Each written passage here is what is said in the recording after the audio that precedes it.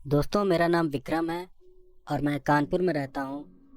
और जो भूतिया घटना मैं आपको बताने जा रहा हूँ वो मेरे साथ आज से लगभग 9 साल पहले घटी थी।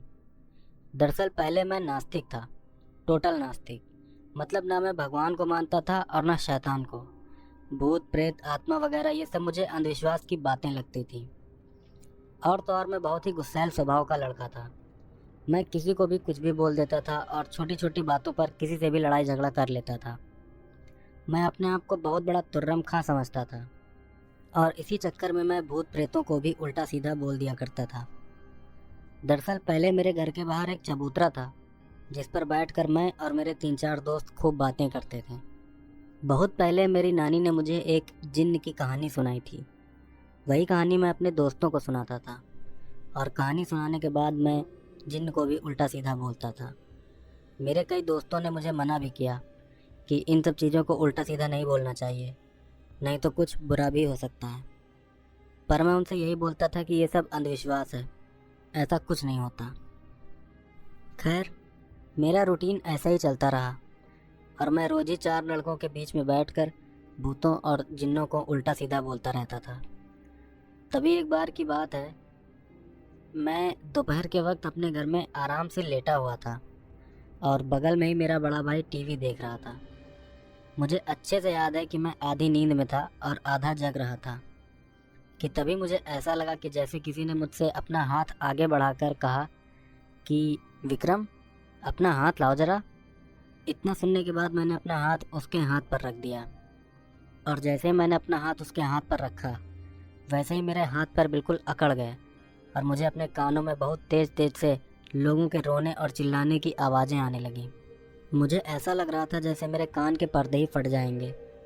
कुछ सेकंड्स तक वो भयानक आवाज़ें मेरे कानों में गूंजती रहीं। फिर अचानक से वो आवाज़ें बंद हो गईं और मेरे हाथ पैर भी सही हो गए। फिर मैं उठकर बैठ गया और सोचने लगा कि ये सब था क्या। फिर मैंने बगल में बैठे अपने भाई से भी पूछा कि क्या तुमने वो आवाज़ें सुनी। मेरे भाई ने मुझसे कहा, कौन सी आवाज़ें। मैंने कहा, वही रोने और चिल्लाने की। मेरे भाई ने कहा कि पगला गए हो क्या। फिर मैं भाग कर अपनी मम्मी के पास गया और उन्हें सारी बात बताई। मेरी सारी बात सुनकर मेरी मम्मी डर गई। फिर उसी शाम को मेरी मम्मी मुझे एक आंटी जी के पास ले गई। वो आंटी जी मेरे घर के पास में ही रहती थी और वो आंटी जी मुस्लिम थी। उन आंटी जी के घर से और मेरे घर से बहुत अच्छा मेल जोल था और मुझे ये भी पता था कि वो आंटी जी ताबीज़ वगैरह बना कर देती हैं। पर मुझे इन सब बातों पर विश्वास नहीं था, इसलिए मैं वहाँ नहीं जाना चाहता था। लेकिन मेरी मम्मी ज़बरदस्ती मुझे उन आंटी जी के पास ले गई। मेरी मम्मी ने उन आंटी जी को सारी बात बताई। फिर उन आंटी जी ने एक काला धागा मेरे हाथ पर रखकर नापा और मेरी मम्मी से कहा कि इसे जिन्न ने पकड़ा है। ये सुनकर मैं हंसने लगा और मैंने कहा कि ये सब कुछ नहीं होता है, ये सब अंधविश्वास है, झूठ है। फिर मेरी मम्मी मुझ पर गुस्साने लगी और कहने लगी कि तुम्हें हंसी आ रही है, पागल कहीं के।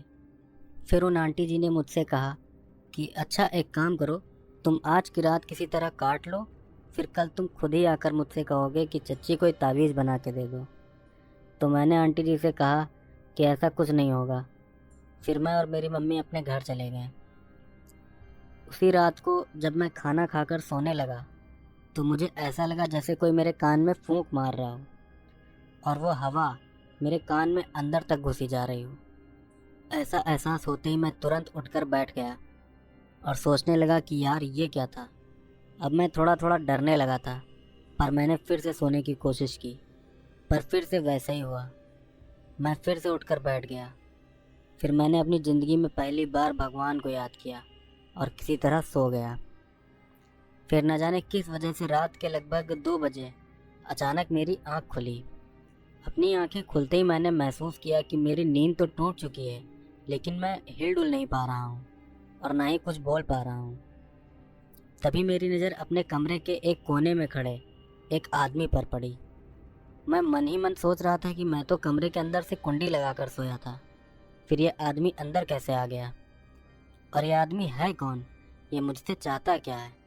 ये सब सोचकर मैं बहुत डर रहा था। फिर तभी वो आदमी कमरे के कोने से बाहर आया और अब 0 वाट के बल्ब की रोशनी में मैं उसे बिल्कुल अच्छे से देख सकता था। वो एक लंबा चौड़ा आदमी था जिसने सफ़ेद कुर्ता पैजामा पहना हुआ था उसके दांत बहुत बड़े बड़े थे और उसके चेहरे और हाथों पर भी बाल थे। फिर वो आदमी तेज़ी से चलते हुए मेरी तरफ आया और उसने अपना चेहरा मेरे चेहरे के बिल्कुल पास कर दिया, जैसे वो अपना चेहरा मुझे दिखाना चाहता हो। फिर मैंने उसका चेहरा देखा। उसका चेहरा बहुत भयानक था। उसके बड़े बड़े दांत थे और उसके पूरे चेहरे पर बाल थे। उसका चेहरा देखकर मैं बहुत डर गया। फिर डर के मारे मेरे मुंह से चीख निकल गई। मेरी चीख सुनकर मेरे घर वाले मेरे कमरे का दरवाज़ा पीटने लगे, पर तब तक वो भयानक आदमी न जाने कहाँ गायब हो गया था। अब मेरे हाथ पैर भी चलने लगे थे। फिर मैंने जल्दी से अपने कमरे का दरवाज़ा खोला और घर वालों को सारी बात बताई। फिर उस रात मेरा भाई मेरे साथ सोया था। फिर अगले दिन मैं अपनी मम्मी को लेकर उन आंटी जी के घर गया और उन आंटी जी से कहा कि आंटी जी कोई ताबीज़ बना कर दे दीजिए।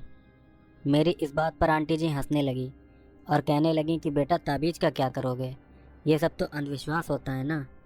आंटी जी मुझे ताना मार रही थी। फिर मैंने आंटी जी को सारी बात बताई कि कैसे मैंने रात को उस भयानक आदमी को एकदम पास से देखा था। आंटी जी ने मुझे बताया कि वो आदमी नहीं बल्कि एक जिन्न था।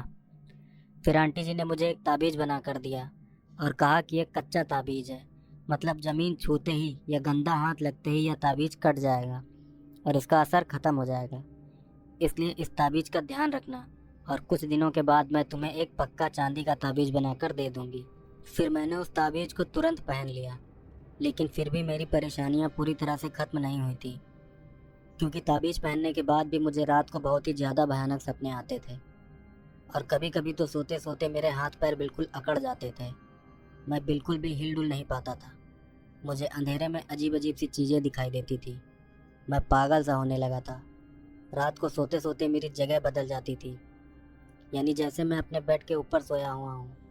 फिर अचानक से जब मेरी आँख खुलती तो मैं देखता कि मैं ज़मीन पर सो रहा हूँ। एक बार तो रात को सोते हुए मैंने महसूस किया कि मैं बिल्कुल हल्का हो गया हूँ, एकदम हवा जैसा, और मैं उड़ते उड़ते अपने आप को भी देख रहा था। फिर अचानक से मेरी आँख खुली तो मैं वहीं सो रहा था। ऐसी बहुत सी अजीब और डरावनी घटनाएं मेरे साथ हुई हैं, जिन्हें अगर मैं बताने लगा तो कहानी बहुत लंबी हो जाएगी।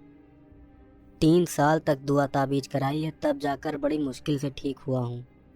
लेकिन अब मैं इन शक्तियों के बारे में कुछ भी उल्टा सीधा नहीं बोलता हूँ, क्योंकि इन शक्तियों से उलझना अपने पैर पर खुद कुल्हाड़ी मारने जैसा है। दोस्तों, आज भी मुझे कभी कभार कुछ अजीब और डरावने एक्सपीरियंस हो जाते हैं, लेकिन अब मेरी स्थिति पहले से बहुत ठीक है।